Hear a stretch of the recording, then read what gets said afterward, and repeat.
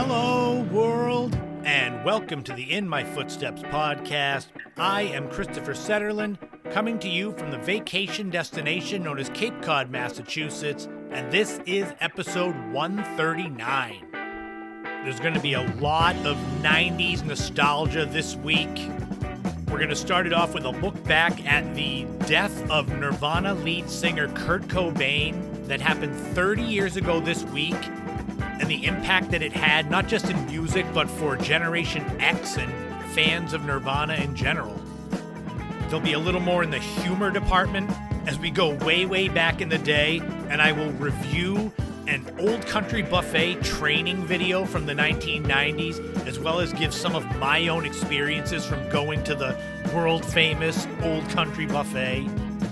There'll be a brand new top 5 that are the top 5 stores that went out of business in the 1980s and 90s. There's a lot of heavy hitters that ended their tenure during these times. And there'll be a brand new This Week in History and Time Capsule, looking back at the first issue of TV Guide and the legacy of TV Guide itself. All of that and more coming up right now on episode 139 of the In My Footsteps podcast. Welcome to April, everybody. Does it feel like spring where you are? I know that on Cape Cod, as soon as it hit spring, our weather got immediately colder. It's like it went from spring back to January, which is par for the course when living on Cape Cod. I mean, at least the sunsets are at 7 o'clock now, so I guess we've got that, even if the weather is still in the low 30s at night. I want to start off by shouting out and thanking my Patreon subscribers, Leo, Laurie, Mary Lou, and Ashley. Thank you so much for believing in my work enough to contribute. If you want to become a subscriber on Patreon, there's a link in the description of the podcast. It's patreon.com/inmyfootstepspodcast. $5 a month gets you access to bonus podcast episodes, including one that just went up. They go up on the first of the month, and it's me reviewing my old Initial Impressions blog, which is a look into the wackiness of my everyday life. And for those that enjoy them, I resurrected that blog a couple of months ago, Initial Impressions 2.0, very creative name. And you can find a link to that in the description of the podcast as well. But Patreon also gives you early access to the main podcast show, early access to YouTube videos that are going up, and it also helps to support me and my work because I have a full-time day job in addition to trying to be a content creator, podcaster, YouTube video maker, blogger, author, all this other stuff that I have to find time for. It's definitely fun and worth it, though, doing all this stuff. It's flexing my creative muscle. That's really what I've wanted to do since I was 8 years old. But I have a bunch of projects that are kind of backed up right now, so just as a heads up, there will be no new podcast episode next week. There'll be one the week after, but I've got 4 or 5 things I'm trying to work on and finish. So I figured I would skip a week of the podcast and try to catch up on all of those rather than spending 5 or 10 minutes a day on each project and not getting anywhere. In that episode 140, that'll be in 2 weeks, that's when I will do the segment about Sears family portraits and child portraits and going to stores for portraits in general back in the 80s. I made a switch on this week's show because I totally forgot that this week is the 30th anniversary of the death of Kurt Cobain, and being such a huge part of my teenage years and becoming a writer, I wanted to spend some time talking about him and his legacy and how he influenced me. It is funny, though, that I say how much he influenced me, and then I forgot that this was the 30th anniversary of his death. But that's all right. Sears cheesy family portraits can wait until episode 140. Right now, let's look back 30 years and look at the legacy of Kurt Cobain and Nirvana on the 30th anniversary of his death.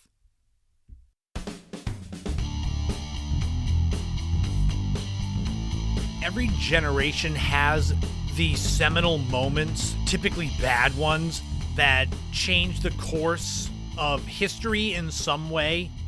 For this segment, I'm going to be looking strictly at music. I was 3 years old when John Lennon was murdered, so I have little in the way of memories of John Lennon being a living person. My first memories of music in general are these vague memories of John Lennon's Double Fantasy album, which was his last album he released before he was killed. And a decade earlier, you had Jim Morrison, who died, Janis Joplin, Jimi Hendrix. In between, there was Elvis Presley, who actually died a few months before I was born. These were all musical artists that had such a huge fan base and a huge impact on music in general in their time. And their losses were felt, are felt still to this day. Those of you out there listening who grew up with The Doors, The Beatles, Hendrix, Elvis, those of you that were huge fans of them, how did you feel after the loss of these people? And the reason I'm saying this is because this is how I feel and felt about the death of Kurt Cobain. Those of you out there that aren't my age, my generation, don't have to know Nirvana or like their music or know Kurt Cobain, but you can understand that feeling of loss and the importance of that person through your own experiences with whoever made you feel that way in music. I often try so hard to not become the old man that doesn't understand the current generation, and I use my own past experiences to understand today's music, much like I'm asking you who are older, 50s, 60s, to understand mine.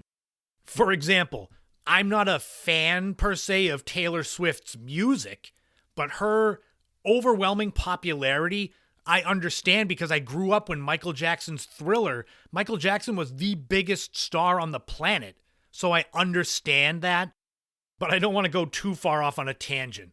30 years ago this week, Kurt Cobain was found dead in a room above his garage in Seattle. He was actually found 3 days after he died. So his death was April 5th, 1994. He was found April 8th. Still to this day, I can remember where I was when I heard the news. April 8th, 1994 was a Friday. I was a sophomore in high school, so I got home from school ready for the weekend.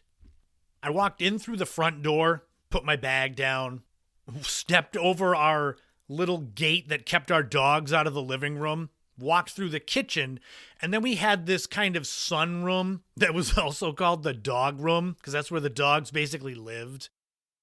Back then there was a couch, which I'm sure was covered in dog hair, but there was a TV, a smaller TV where us kids, one of us 5, could pretty much watch whatever we wanted whenever.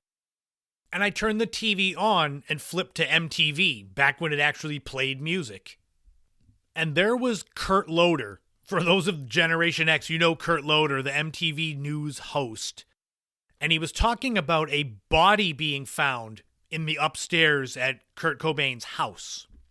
At that point, they still didn't know who it was. So me being 16, I'm holding out hope that it's in some morbid way that it's just somebody else that was dead up there, which is a weird thought to have.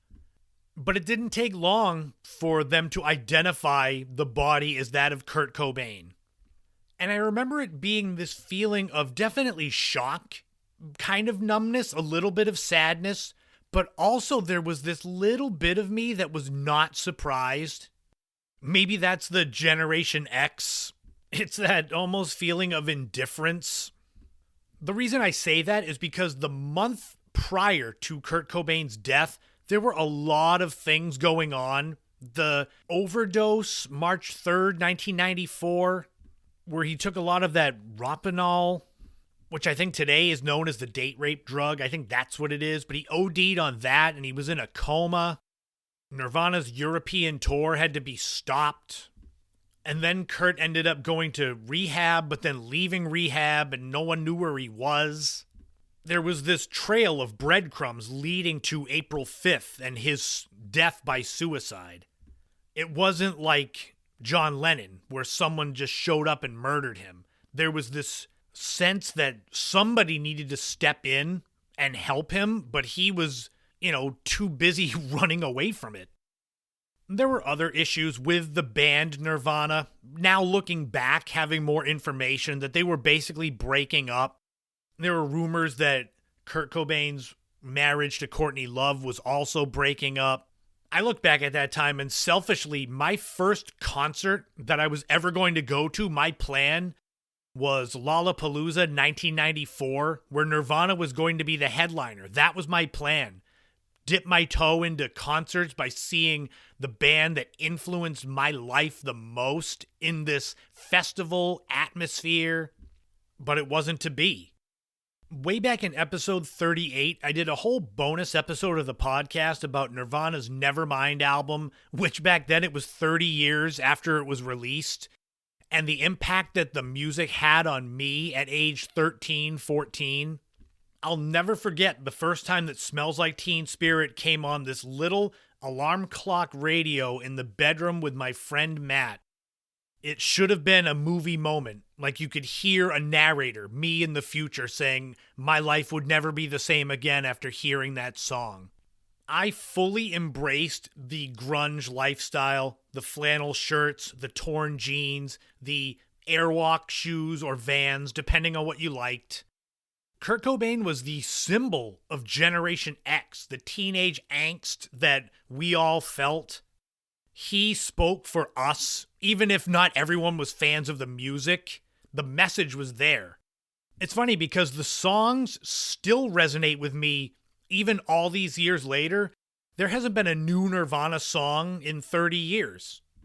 I am almost 20 years older than Kurt Cobain was when he died. So you would think his message being more towards people of that age group wouldn't resonate with me now, but here we are. There's even a B-side Nirvana song called Old Age that he probably wrote when he was 25, but I listen to it now thinking that he wrote it for me at this point in time. The immediate aftermath of the death of Kurt Cobain, it slowly killed grunge music. But interestingly, if you look at 1994 as a whole, a lot of those grunge bands had their most successful period as far as sales go during that year.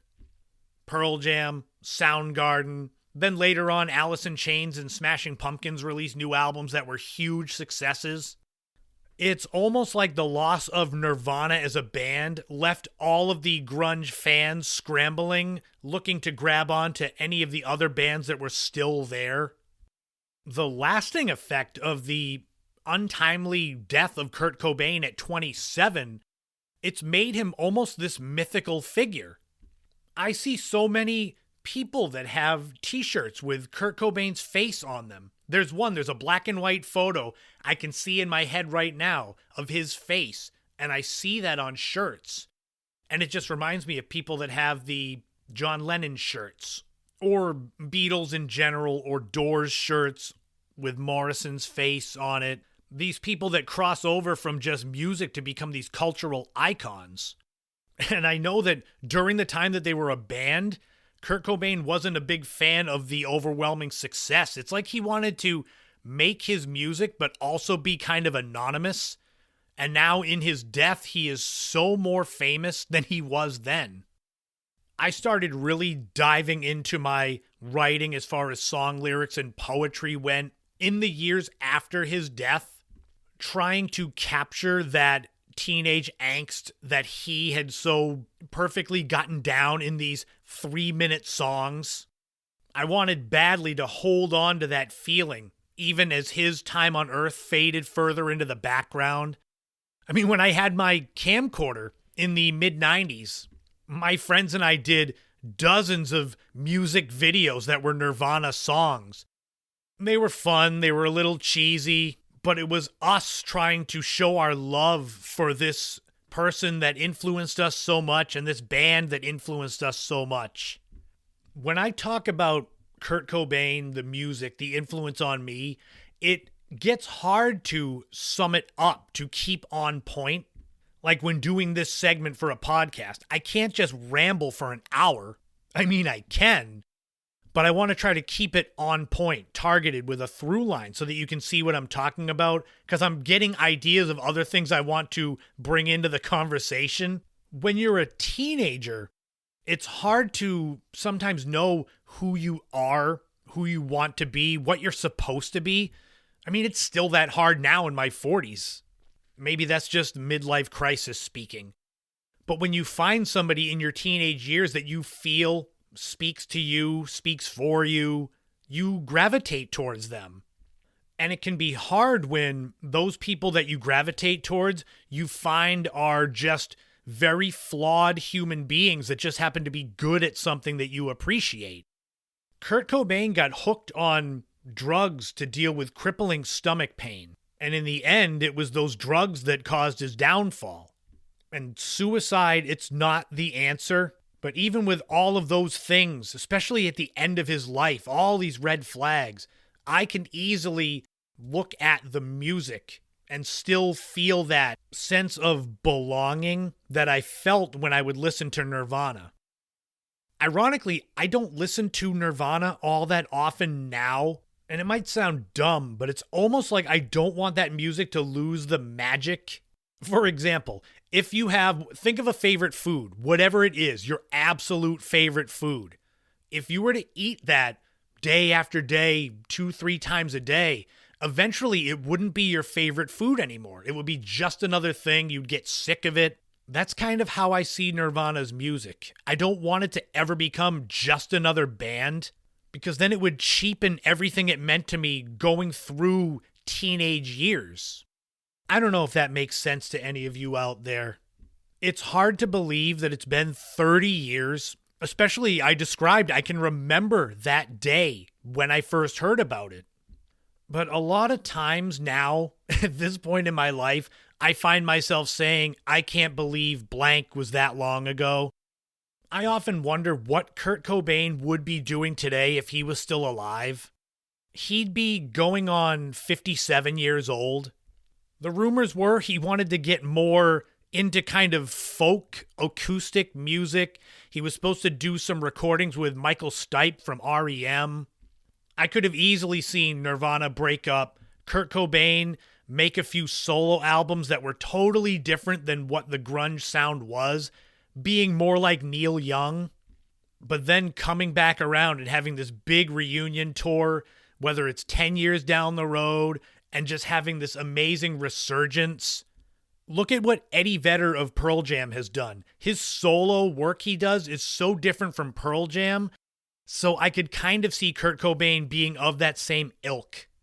But those of you that were Nirvana fans, that are Nirvana fans, that grew up then, do you remember that when Kurt Cobain died? And what do you think he would be doing today if he was still around? I think maybe today I will actually go on Spotify and play my Nirvana playlist just in honor of Kurt Cobain. And maybe I'll get some inspiration to write some new music. Not teenage angst, but midlife crisis angst.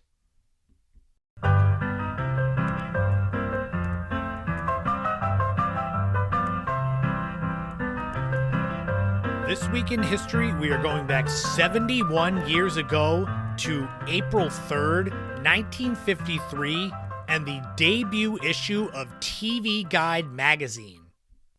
That first issue of TV Guide had a picture of Lucille Ball and Desi Arnaz's baby on the cover, with the caption, Lucy's $50 million baby, which referred to the marketing value of Lucille Ball's pregnancy on the I Love Lucy show. There are very few publications that have had as much influence and nostalgia as TV Guide. It came out right in the infancy of television and evolved alongside it, so they're considered forever linked like that. The magazine played a pivotal role in shaping how Americans watch TV, what they looked for, but also reflected on just the cultural landscape of the nation. The magazine itself was the brainchild of Lee Wagner, who was a prominent advertising executive, and a man named Harry Warner Jr., who was the son of one of the founders of Warner Brothers Studios. And that first issue with Lucy and Desi's baby on the cover kind of set the tone for the magazine's blend of program listings, just generic TV listings, but also celebrity profiles. As TV got more popular, TV Guide got more popular. By the 60s, it was a national publication. It was indispensable for millions of American households. This was long before TV listings that could be on your television. You remember the guide channels? I think there are still those that would just scroll what was on TV. Now on the smart TVs, you can just pull up what's playing on the channels currently. But back then, you needed either the newspaper listings or TV Guide. But TV Guide's significance extended beyond its role as just a programming guide.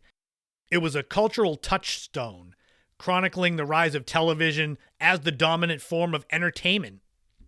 There were always insightful articles and interviews, behind-the-scenes features, so it was more than just what's on TV tonight.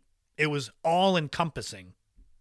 TV Guide, even more so, it became sort of a time capsule, capturing the zeitgeist of each era that it was sharing the TV listings with. During the 60s, it reflected the tumultuous social and political landscapes. In the 70s and 80s, it embraced the era of the sitcom, classic dramas, MASH, Dallas, All in the Family, Cosby Show. And these articles and such, they shaped how Americans consumed television. If TV Guide had an article behind the scenes about some new show, people were more likely to give it a chance, and you never know, it becomes a hit thanks to TV Guide's exposure. But as television changed, so did TV Guide. In 2005, the magazine underwent a significant transformation. It shifted from just the traditional listings to more in-depth articles and features. Naturally, as the internet rose, TV Guide had its own website. And then in 2008, TV Guide ceased the print edition of the magazine and went more to digital format. Have no fear, though. TV Guide is still around. You can go to tvguide.com. I'll link to it in the description of the podcast if you want a dose of nostalgia. It's an amazing testament to TV Guide that despite the evolution of television and media consumption, TV Guide is still there. Sure, part of it's a symbol of a bygone era, a simpler time, but it's also managed to adapt and stay around for 70 years. TV Guide magazine stands as a monument to the golden age of television, and it's a cherished artifact of American pop culture. And that very first issue of TV Guide, with Lucy and Desi's baby on the cover, came out 71 years ago this week in history. Now it's time for a brand new time capsule. We're going to go back 30 years ago this week to April 5th, 1994, the day that Kurt Cobain passed away. Let's find out what was going on in the world of pop culture on that day. The number one song was Bump and Grind by R. Kelly. Boy, that hasn't aged well. This was off of the singer's 12 Play album. Interestingly, it bumped Ace of Base's song The Sign from number one, and then itself got bumped from number one by Ace of Base's song The Sign. So it's like the meat in a The Sign sandwich. The 12 Play album was a big hit, selling well over 6 million copies. The number one movie was D2 The Mighty Ducks, and you could get into the theater with a ticket costing $4.08. This is the sequel to the original Mighty Ducks movie that then spawned an actual professional hockey team, the Anaheim Mighty Ducks, or the Mighty Ducks of Anaheim. Yeesh. It starred Emilio Estevez as the coach of a junior hockey team. The film made over $45 million, but much like the original Mighty Ducks, it had a lot of negative reviews. It's 20% fresh on Rotten Tomatoes. But for a lot of people that grew up at that time, it has a special place in everyone's heart. The number one TV show was Home Improvement. This is the show about Tim the Toolman Taylor, played by Tim Allen. The show was on for 8 seasons from 1991 to 1999 with 204 episodes. I didn't really watch this show, but I remember it a lot for Jonathan Taylor Thomas being on the cover of so many teen girl magazines, me having 3 younger sisters. but it was a rating smash, finishing in the top 10 ratings all 8 seasons. And if you were around back then, April 5th, 1994, you're into gaming, well, there's lots of fun stuff you could possibly get. You've got to grab the spring catalog from Electronics Boutique. You could get the 64-bit Atari Jaguar console for $249.99. I'm sure that console did well. There's all kinds of specialty controllers for different machines. Fighter stick, SG program pad. But the highlight of this for me is the state-of-the-art IMSI mouse, IMSI. I don't know what that company is. This state-of-the-art mouse went for the cool price of $52.99, or about $111 when adjusted for inflation to 2024. Could you imagine paying over $100 for a mouse for your computer? Well, there you go. You can go do that at Electronics Boutique. Shout out to John for all the times that we spent hanging out there in the mall. But that'll wrap up another time capsule, another This Week in History. Speaking of stores that went out of business in the 90s, well, I don't know if Electronics Boutique went out of business then. But what we're going to do now is jump into the top 5 stores that went out of business in the 80s and 90s. Let's see all the warm and fuzzy memories and sadness this list will bring up.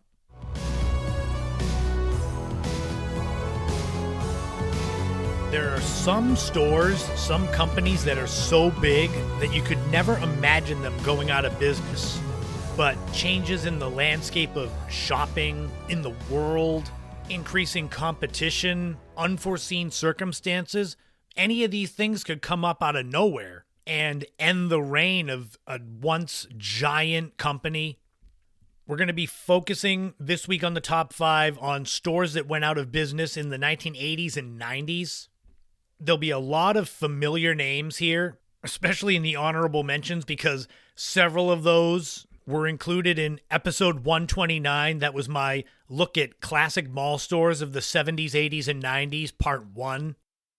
That being said, the actual top 5, I worked hard to make sure there wasn't a lot of crossover there. So let's get the memories going as we look at stores that went out of business in the 80s and 90s. As with all these top 5 lists, I've got some honorable mentions, and the top 5 itself is in no particular order. Honorable mentions for stores that went out of business in the 80s and 90s include County Seat, which was a clothing store founded in 1973, where at its peak it had more than 740 locations. They closed in 1999. There was Chess King, which was a men's clothing retail store founded in 1968 and grew to more than 500 locations. They went out of business in 1995. There was Kinney Shoes, which obviously was a shoe store. At its peak, it was the largest shoe retailer in the country. It was founded in 1894 and at its peak had more than 330 locations, and they closed in 1998. There was Photomat, which was a photo film development little kiosks. I did a whole segment on Photomat back in episode 37.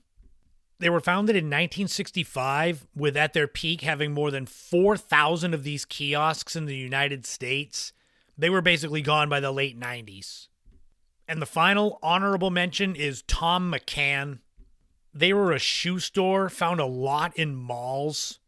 Founded in 1922, they had hundreds of locations around the country. They closed in 1996, but their shoes are still available either online through Amazon or at Walmart. You remember any of those stores? Did you go to any of those stores? Well, let's get into the actual top 5. Starting with number 1, Zayre. Zayre was a discount retail store mostly in the eastern half of the United States, which is why I remember them. We had a location in Hyannis on Cape Cod in Massachusetts, and ironically, that was the first Zayre ever. It was opened in 1956. Discount retail store, I mean, you kind of get the idea of what it is. Bradley's, Kmart, Woolworth. I don't know if it was quite like Job Lot, but that type of store. These stores were big. They were averaging up to 70,000 square feet. I don't remember offhand how big the one in Hyannis was. It was right near Main Street for those that are from Cape Cod.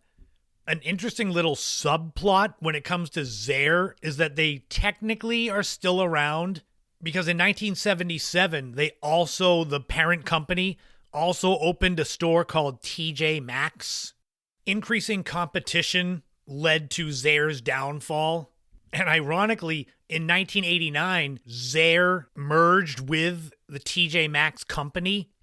By 1990, all of these Zayre locations had either been closed or rebranded as TJ Maxx. So it is interesting that Zayre kind of still exists in the guise of TJ Maxx, which is still doing well today. Number 2 is Jordan Marsh. Here's another classic mall store, department store.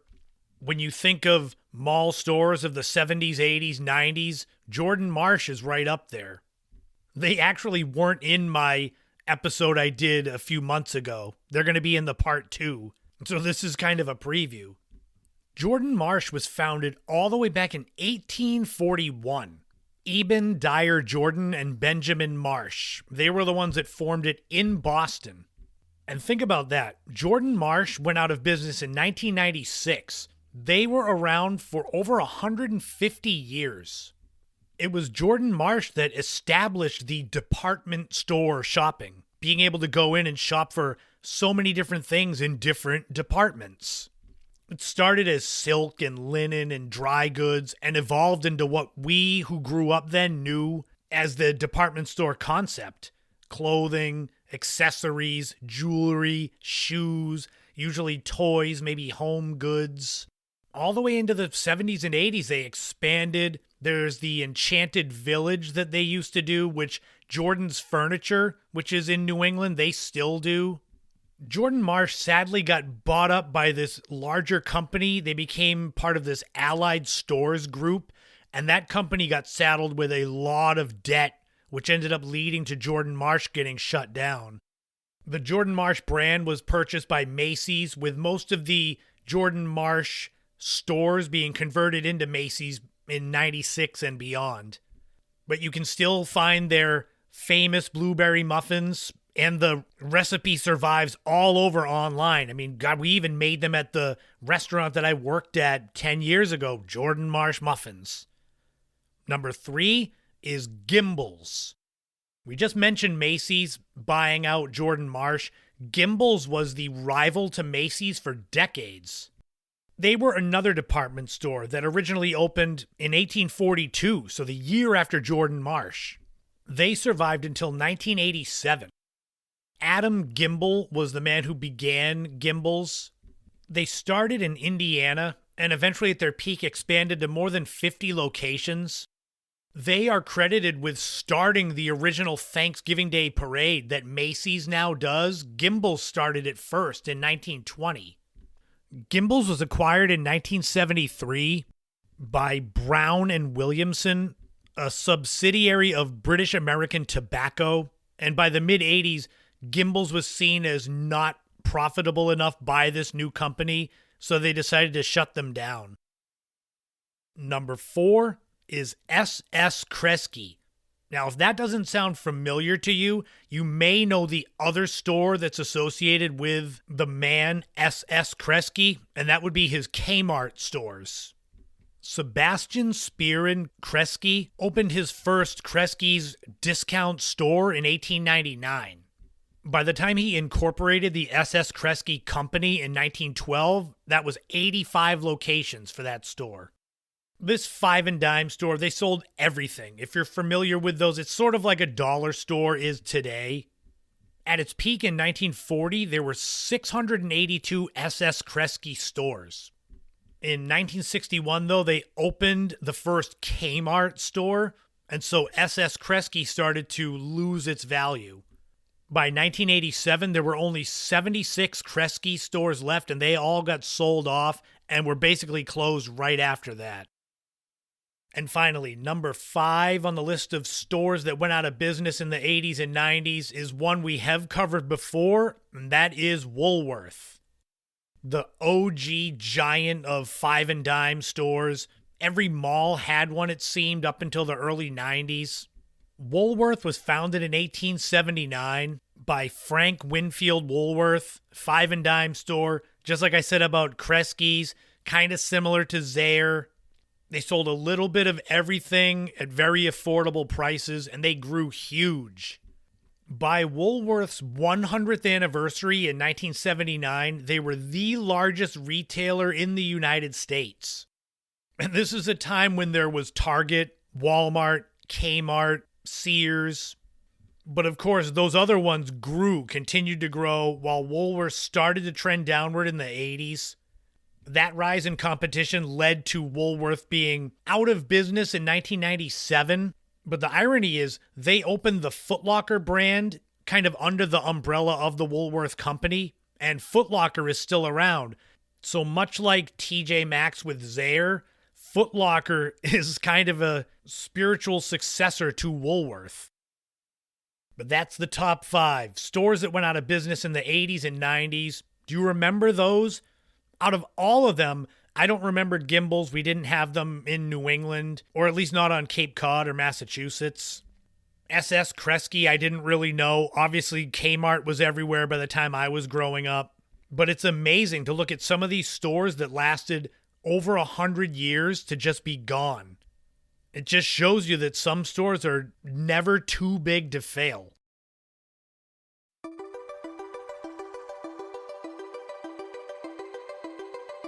Going out to eat is always a fun experience.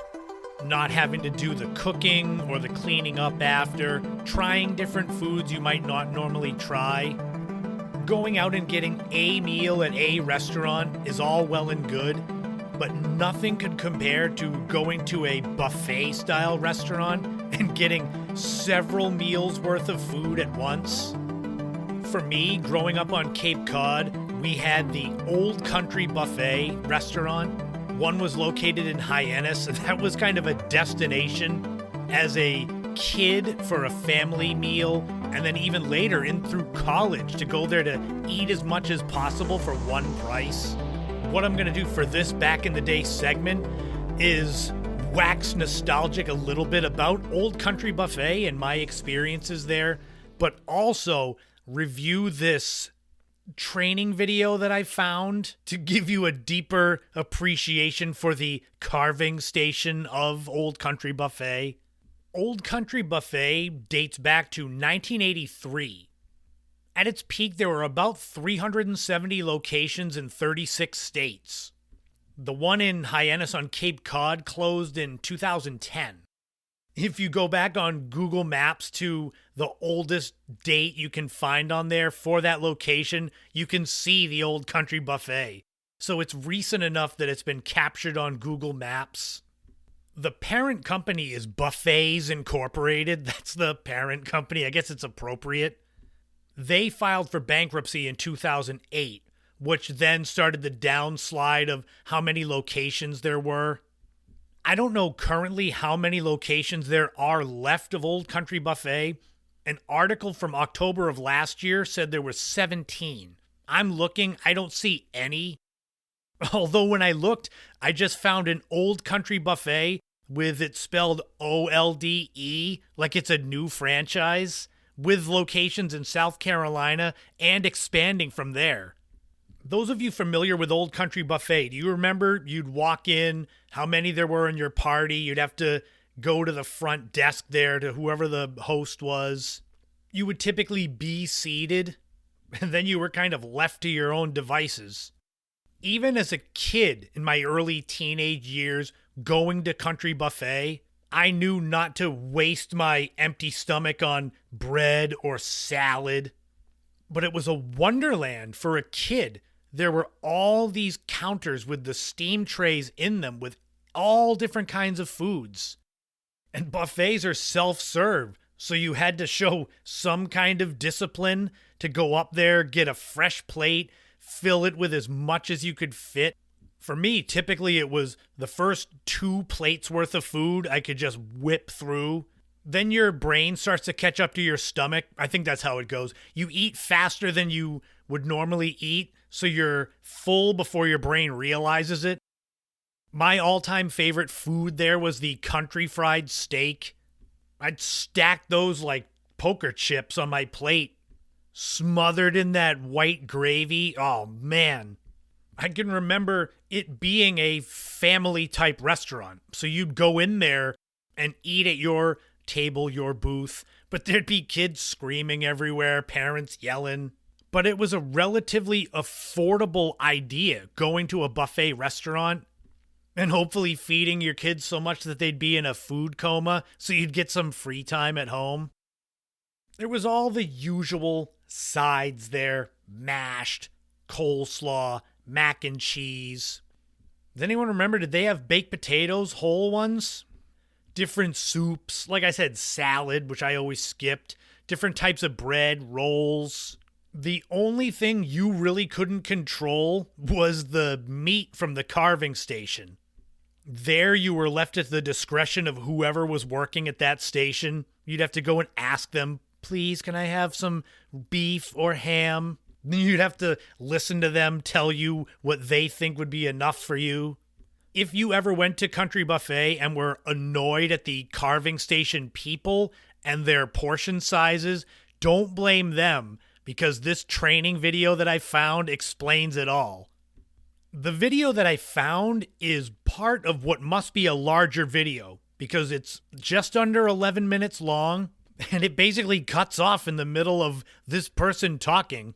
But it also starts at what is said to be segment 3. This looks like it's early 90s, 92, 93, and it's focused on the carving station. We'll begin with your second shift duty, greeting and serving guests. Good evening. Fried enough to eat today? Boy, I'll say. Well, that's great. Would you care for some ham or beef? A little both, I think. All right. The man at the center of this carving video, his name tag says Fred. The neat thing about this is that this Fred the carving guy has his own YouTube channel, which has this video on it. I don't know how long this total training video is. The segment that's uploaded, like I said, it's less than 11 minutes. The carving guy on his YouTube channel from 2021 said that he has the whole thing, and once he can get it, I guess, digitized, he's going to upload it. But that's over 3 years ago, and it's not there yet. So I can only review what they have.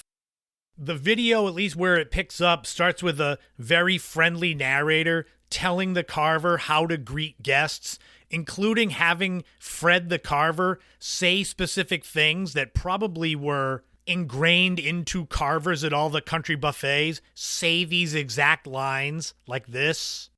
You might ask something like this. Is it still hot out there? Or this.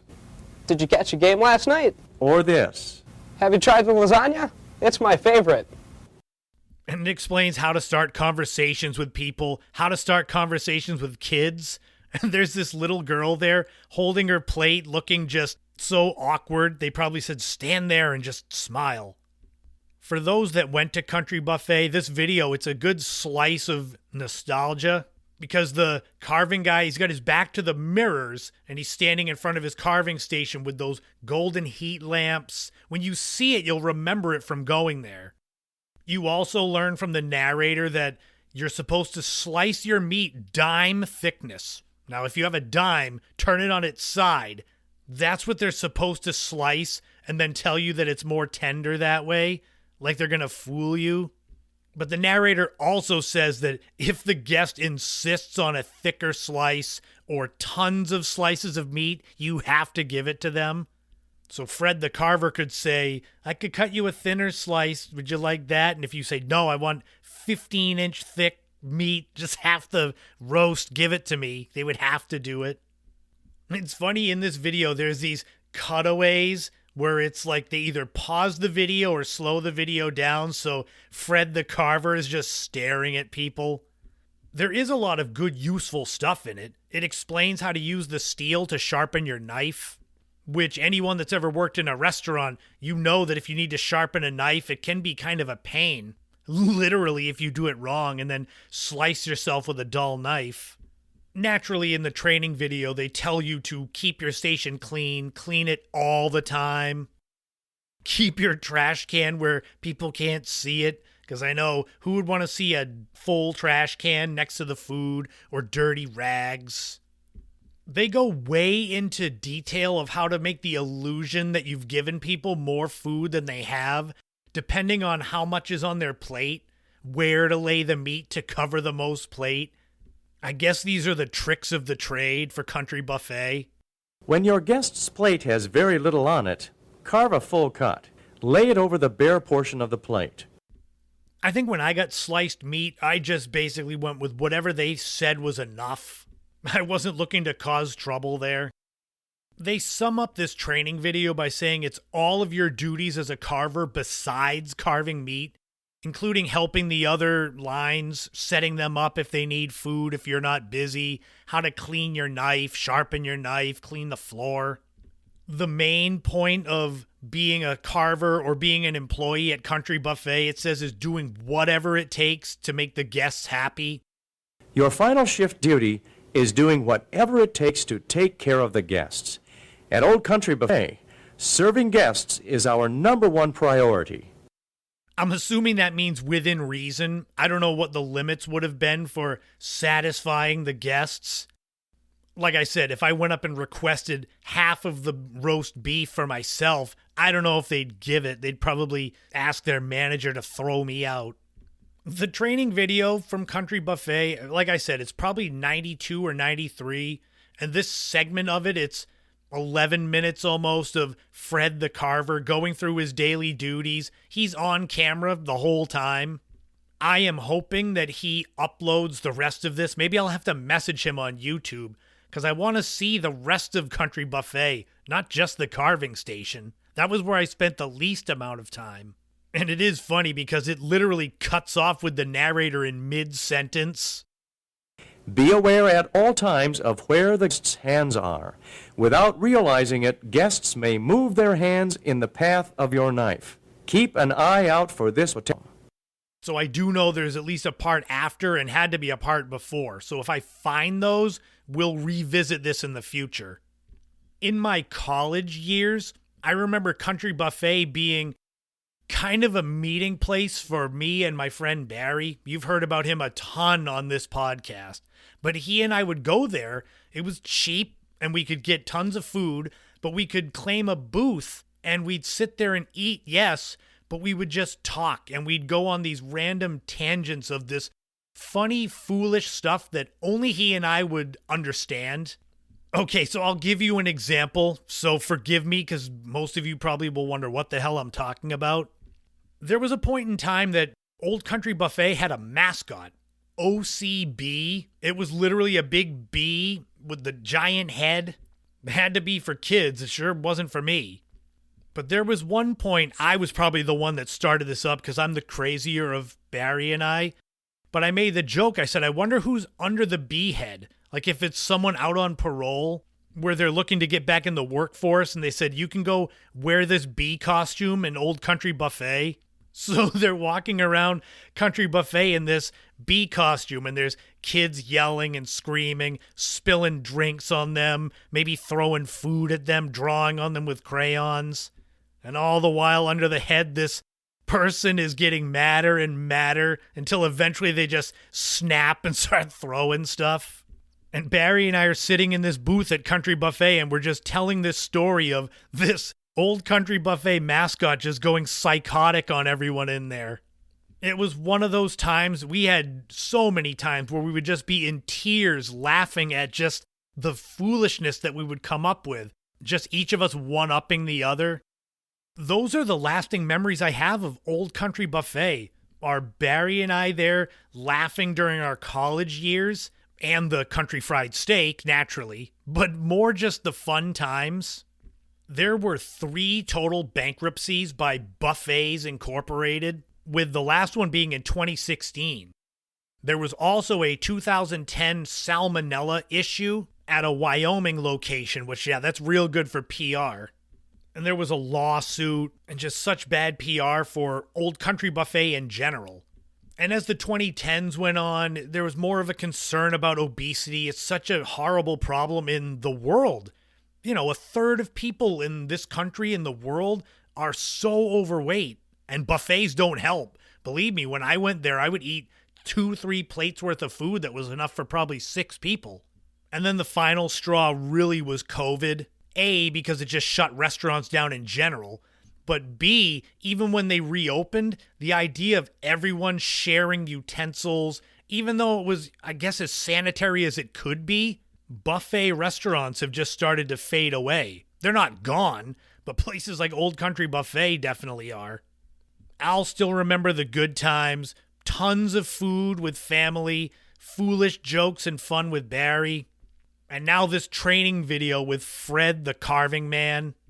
I'll link to the video and his channel in the description of the podcast, and I'll let you know if in the future, if I reach out to him, if he uploads the rest of that training video, we'll have to have a part 2 of a visit to Country Buffet. But until next time, that will wrap up episode 139 of the podcast. Thank you so much to everybody for tuning in, for checking out my YouTube channel. I post segments from the podcast up there. I try to do one per week, a good video with lots of animations and such. I also do the full-length podcast episodes. They're in video form, but it's just the audio with place cards for each segment. Anyone who used to use Google Podcasts to listen to the show, you can migrate over to YouTube Music. Wherever you listen to the podcast, I appreciate it. As always, if you want to become a subscriber on Patreon, you can do that. The link is in the description of the podcast, but it's patreon.com/InMyFootstepsPodcast. $5 a month gives you access to bonus podcast episodes, including the one that went up April 1st, early access to YouTube videos, early access to the main podcast. But if becoming a subscriber isn't feasible for you, there's so much you can do to help spread the word of my work, my content. Just sharing the podcast, leaving reviews, ratings, wherever you listen to it. There's nothing better than having people who listen to your show recommend it to others, review it, say it's worth checking out. Because I could always say that, and I'm going to say that, but it sounds better coming from neutral parties and not from me. Like I said at the top of the show, there won't be a new episode next week because I've got several projects I'm trying to wrap up. But there'll be a new show in 2 weeks, episode 140. That will be where I talk about Sears family portraits and the childhood portraits that I had that are definitely a slice of life from back in the early 80s. And I'll also be looking at one of the most unlikely comebacks that's out there, and that is the comeback of the Ames department stores.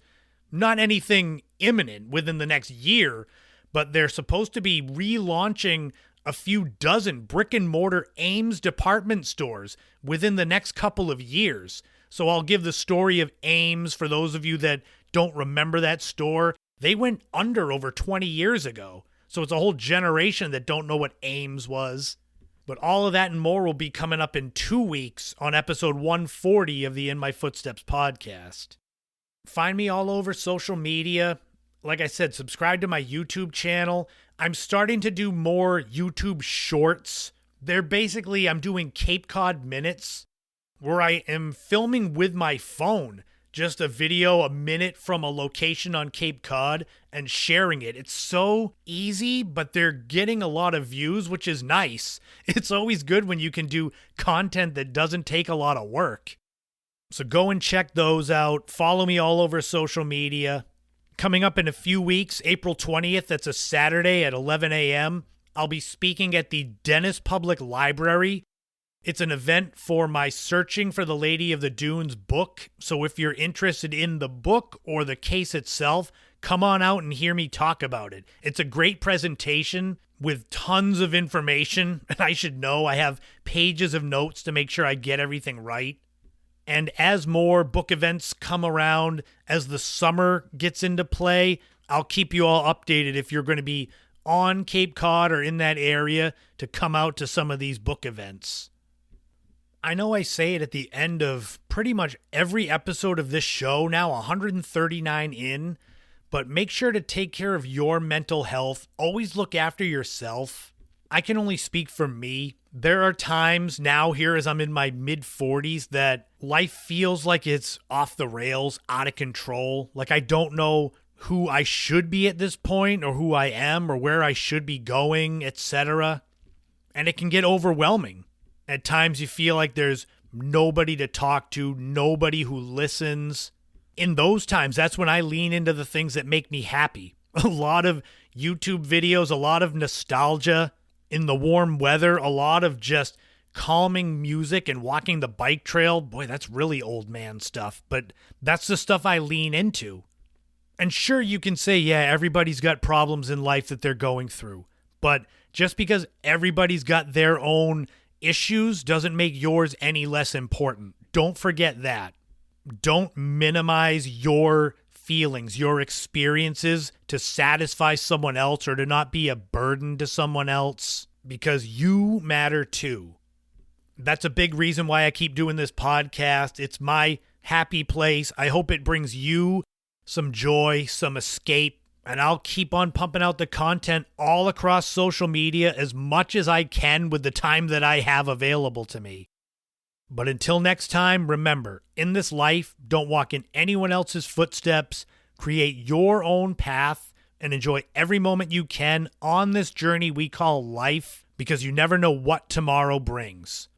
Thanks again, everybody, for listening to the show. This has been the In My Footsteps podcast.